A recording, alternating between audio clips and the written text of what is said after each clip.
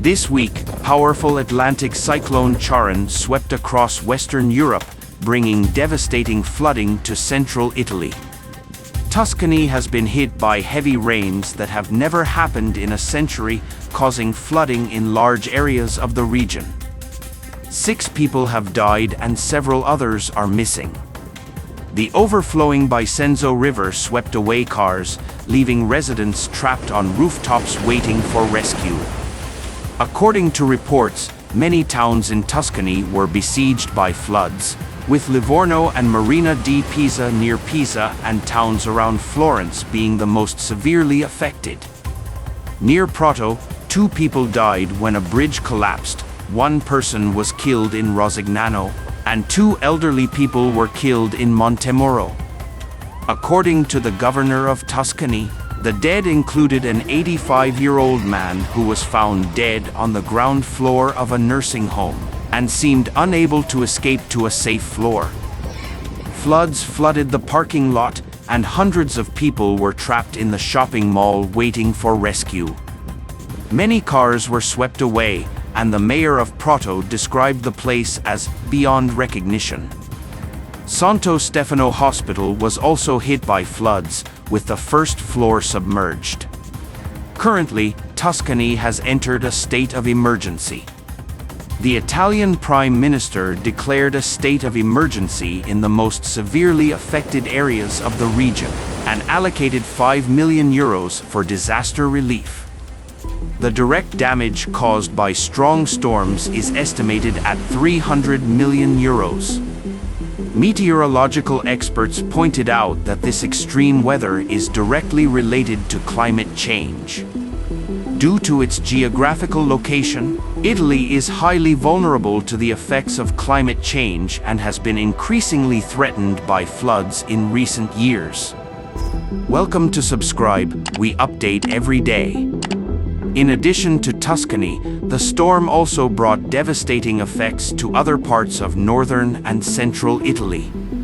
Milan experienced river flooding earlier this week. The Adriatic coast was hit by 11-foot waves. 1 person was missing in the northeastern Veneto region, where 160 millimeters of rain fell in 24 hours. The storm not only hit Italy, but also swept through other countries in Western Europe. Among them, at least 13 people have been killed in France, Belgium, the Netherlands, Germany, and Spain, most of which were caused by falling trees. Wind speeds at the Cape reached 200 kilometers per hour. The island of Jersey was forced to be evacuated, and rivers in northern Germany overflowed. A red alert was issued for the northern coast of Portugal, with a tsunami reaching a height of 7 meters. Britain has been battered by strong winds and torrential rain. Winds reached speeds of up to 129 miles per hour, severely affecting London and the southern coast. Thousands of people lost power. The Channel Islands of Jersey were forced to carry out emergency evacuations. Rivers are also flooding in northern Germany. In France, northwestern Brittany was the worst affected. Continuing violent storms caused widespread power outages and disrupted railway transportation in the area. It is reported that 2 people were killed in France, one of whom was hit by a falling tree. 2 people were killed in Belgium after being hit by a tree blown down by strong winds. One of them was only 5 years old. There were power outages across the country and thousands of emergency calls were received by sheriff's departments. Ships in the port of Antwerp were severely damaged by strong winds and large waves. In the Netherlands, the storm caused severe damage, shutting down many railways and cancelling hundreds of flights at Amsterdam Schiphol Airport. Trees were downed and roofs of buildings were ripped off across the country. Local media described it as chaos in the Netherlands. Heavy rains and flooding also occurred in the Galicia region of northern Spain. Rivers overflowed, roads were flooded, and hundreds of people were forced to evacuate. The northern coast of Portugal entered a red warning state, with huge waves up to 7 meters high. In Germany, the storm killed one person in the state of North Rhine-Westphalia. The German National Weather Service said the storm set a record high wind speed in local history. Road blockages and fallen trees have occurred across the country, causing serious traffic disruptions. After the storm, northern Italy will face the threat of heavy rains brought by a new round of low pressure, and flooding may occur again in some areas. Currently, many schools in the northeast and central regions are closed, and local residents are urged to be vigilant and prepared for extreme weather. Dear viewers, which country and region are you from? What are some good methods and measures for preventing floods and disasters in your residential area? You are welcome to leave your valuable message. Facing the storm, there are obvious differences in geographical conditions between Italy and surrounding European countries. Italy is located in southern Europe. Its terrain is dominated by mountains and plateaus, with moderate hills also distributed in it, and it is close to the Mediterranean Sea. Compared with the Nordic countries, most areas in Italy have a Mediterranean climate, which is hot and dry, with concentrated precipitation. This has resulted in most Italian rivers being short and rapid, with relatively scarce water resources, serious soil erosion, and prone to flash floods in the event of heavy rains. Most Italian cities are built under the foothills of mountains, making them vulnerable to mudslides. The storm brought extreme rainfall of more than 150 millimeters to central Italy, far exceeding the capacity of its surface water storage and drainage systems, resulting in widespread urban flooding and river flooding. In contrast, France is located in Western Europe, and most areas have a temperate maritime climate, with humid air and abundant precipitation. Important rivers such as the Rhône, Seine, and Loire have developed water systems. Although severe flooding also occurred in northwest Brittany, the Atlantic climate increased the overall carrying capacity of the region. When this storm hit, many flood control facilities in western France played a certain role in flood control.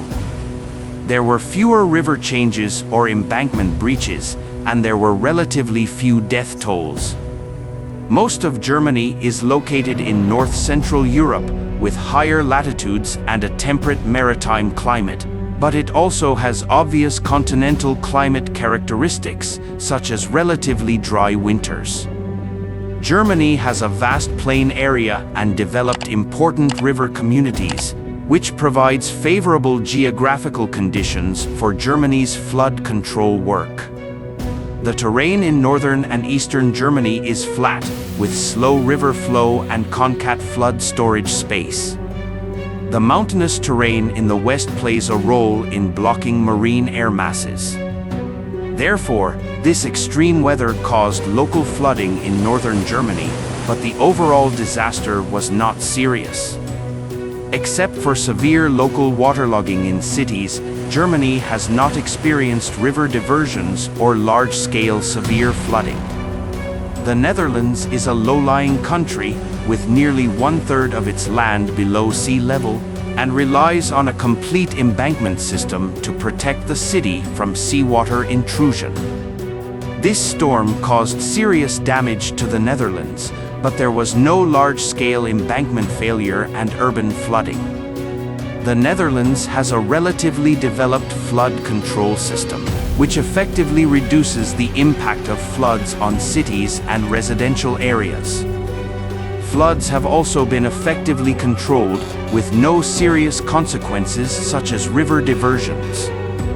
Compared with the above-mentioned countries, Eastern European countries such as Poland and the Czech Republic are located in the interior of Europe.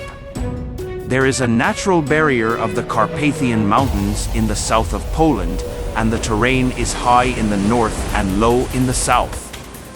The Czech Republic is located in the Bohemian Highlands. These countries have many internal rivers, large terrain elevation differences, and developed water systems. Although flood disasters occur from time to time, they are not large-scale. The storm had basically no serious impact on Eastern Europe. It can be seen from this that Italy's geographical environment is more fragile and lacks the vast plains and rainwater storage space of countries such as Germany and France. The southerly location also makes extreme weather more frequent and intense than in northern countries. The extreme rainfall brought by this storm in a short period of time exceeded Italy's carrying capacity, causing rare and severe flooding. Relatively speaking, the geographical environment of the Nordic countries is more resilient. Rivers, lakes, and low-lying lands all play a role in regulating floods and protecting cities from more serious disasters. This extreme weather highlights Italy's urgent need to strengthen water infrastructure construction and improve urban flood control capabilities. Nordic countries also need to continue to improve flood control and drainage systems in response to climate change trends, and strengthen cross-border cooperation with southern European countries such as Italy, because Europe will face more frequent and severe extreme weather tests in the future. On the other hand, there are differences in disaster prevention measures and methods between Italy and neighboring European countries, and how these differences have led to obvious deficiencies in each country's response and losses during this storm and flood. Italy's disaster prevention system is relatively weak and has not been paid enough attention for a long time. Many river sections lack adequate storage space corresponding to flood periods, and the areas of reservoirs and wetlands are small. Important flood control embankments have design and construction quality problems, and their defense capabilities against extreme floods such as the 1-in-100-year event are not strong. This flood exposed the general lack of rainwater collection systems in urban areas in central Italy and the serious lack of surface runoff capacity. Combined with the intensity of this rare heavy rain, rivers overflowing their banks and flash floods have particularly serious consequences. The early warning systems in some areas also failed to play their due role, resulting in delayed rescue. In contrast, the UK's flood control system is more complete. The UK has built a large number of storage ponds and flood diversion areas in the lower reaches of rivers and urban flood-prone areas, with moderate flood storage capacity. Important water conservancy hubs are all equipped with reservoirs, which can play a role in peak shaving and valley filling through dispatching. The UK has also established an advanced meteorological warning system and hydrological monitoring network, which can take preventive measures in advance. After this storm, although there were severe local flooding in the UK, the overall damage was minor. Similar to the UK, Germany also has developed flood protection facilities. Important embankments are often designed with controllable flood releases. In the event of extreme floods, scientific water releases can be used to prevent breaches. The optimization of German reservoir dispatching procedures can greatly increase the space for river management. Germany also attaches great importance to cross-border river management cooperation with neighboring countries to improve the overall effect. Flooding in Germany was mild after this storm. France has increased investment in flood control in recent years. France has installed runoff control facilities in important water systems and vigorously restored natural wetlands to play a flood storage role. France has also established detailed flood prevention guidelines and conducted a large number of simulation drills. This sets the stage for France to cope with flooding from this storm. Although there were disasters, the overall losses were still within control.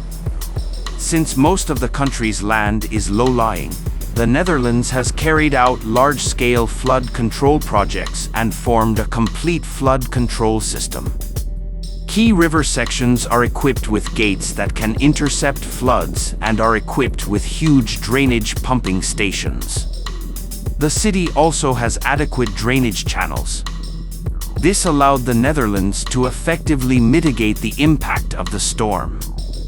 Through comparison, it can be seen that there is a clear gap between Italy's disaster prevention system and layout and that of Nordic countries, which led to serious losses in this flood. Italy must introduce more scientific flood control planning, vigorously upgrade the construction of important embankments and urban drainage facilities, and strengthen disaster prevention drills and publicity and education.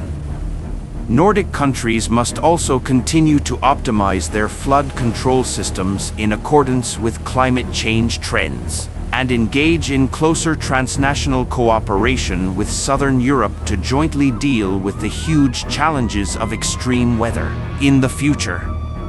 Nowadays, it is necessary for European countries to consider raising the height of coastal breakwaters and flood walls to cope with the increasing threat of storm attacks. First of all, from the background of climate change, due to the impact of global warming, climate extreme events have increased significantly and the intensity of heavy rainfall has continued to rise, leading to increased flood disaster risks. At the same time, the continued rise in sea levels has also led to a significant increase in the height of storm surges and seawater intrusion. The combination of these two factors means that the current coastal flood defense facilities in many European countries may no longer be able to adapt to the needs of future extreme weather. Secondly, judging from the extreme floods suffered by European countries in recent years, whether it is coastal floods or inland floods caused by storms, the current defense height of flood control facilities has become difficult to deal with. For example, the west coast of France has been hit by frequent storm surges in recent years, and the tides in the English Channel have caused seawalls to burst. Important river sections in Germany and France have also seen embankments being inundated. After the tropical cyclone, coastal cities such as Venice, Italy, were flooded. This shows that there is a certain gap between the current flood control height and the actual needs of extreme weather events. Dear viewers, which country and region are you from? What are some good methods and measures for preventing floods and disasters in your residential area? You are welcome to leave your valuable message. Welcome to subscribe to our channel. We will update the latest news from around the world every day.